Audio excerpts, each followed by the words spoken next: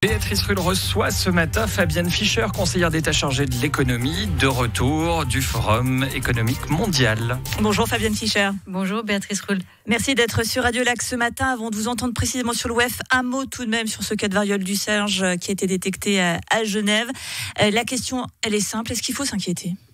Non, je ne crois pas à ce stade. Les autorités sanitaires semblent dire qu'il n'y a pas de motif de crainte particulière. Évidemment, la situation doit rester contrôlée de très près, mais pour le moment, il n'y a pas de motif d'inquiétude, à mon avis. Vous êtes donc de retour à Genève après 2 jours au Forum économique mondial de Davos.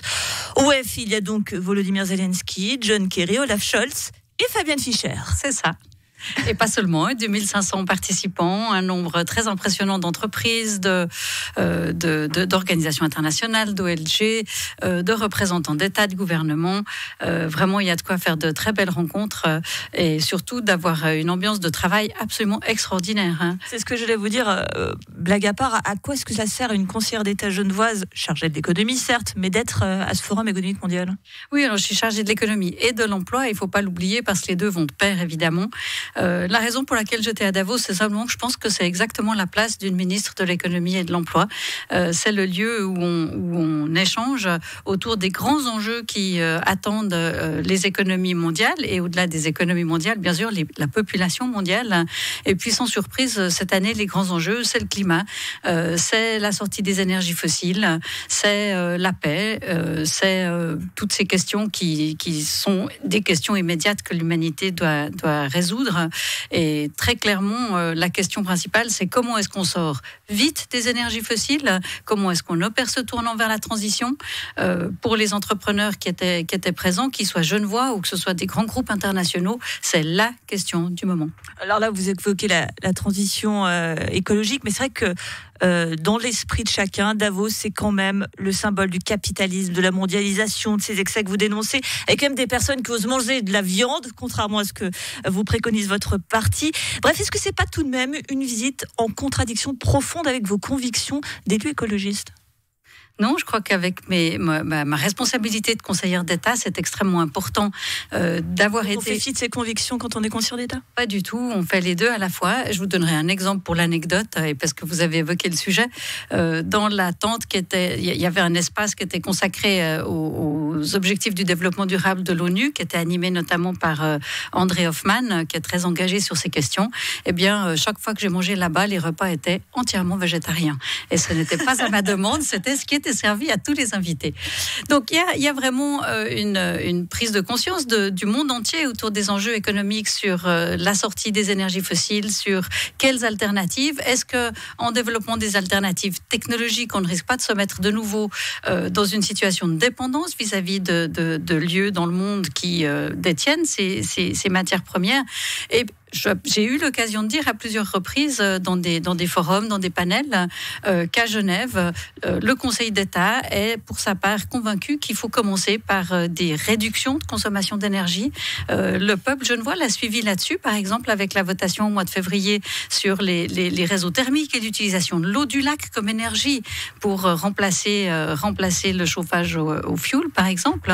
Et donc, je crois que ces messages-là, c'était le moment de les porter. Et puis, il y a un Geneva Day à Davos, organisé par la Suisse, et c'est l'occasion aussi d'aborder des questions qui concernent directement Genève et qu'il importe là aussi de pouvoir favoriser les idées qui sont discutées. Je vous donne un exemple, une initiative suisse qui s'appelle Swiss Board Agenda 2030 et qui vise à permettre au conseil d'administration de mieux se saisir dans leur gouvernance stratégique des entreprises des enjeux de la durabilité.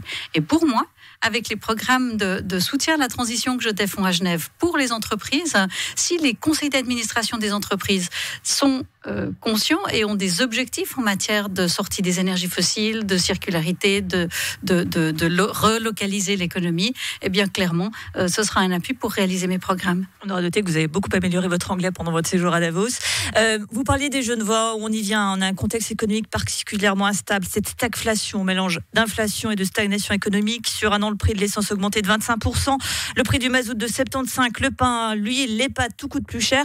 Guy Parmelin, il a balayé l'idée il y a peu d'aider les ménages, mais il a dit que c'était finalement au canton et aux communes de se saisir l'idée. Est-ce que vous envisagez d'agir, Fabienne Fischer, pour les ménages genevois, pour les aider ? Alors ça n'a pas encore été discuté au Conseil d'État. De manière personnelle, ce qui me semble nécessaire à ce stade-là, c'est de cibler les personnes que ces hausses de prix, les ménages que ces hausses de prix mettraient réellement en difficulté. Et il y a une proposition qui a été évoquée à Berne, mais qui n'a pas encore été mise en œuvre, c'est de cibler les ménages qui reçoivent des prestations complémentaires, c'est-à-dire des ménages dont on sait que les revenus sont insuffisants et donc il faut compléter, que ce soit des revenus AVS ou d'autres, et donc cibler ces ménages-là en disant ces ménages-là ne vont pas pouvoir faire face aux hausses, notamment de charges des loyers, pour, disons, faire face vraiment à boucler le mois, je dirais, avec les hausses de charges qu'amèneront ces hausses de prix de l'énergie. Les entreprises aussi sont également très inquiètes. On sait qu'on a relativement bien passé la crise, on en avait parlé d'ailleurs avec vous. Les entreprises qui nous ont aidés à passer cette crise, c'était notamment le négoce des matières premières qui va être impacté par ce qui se passe actuellement.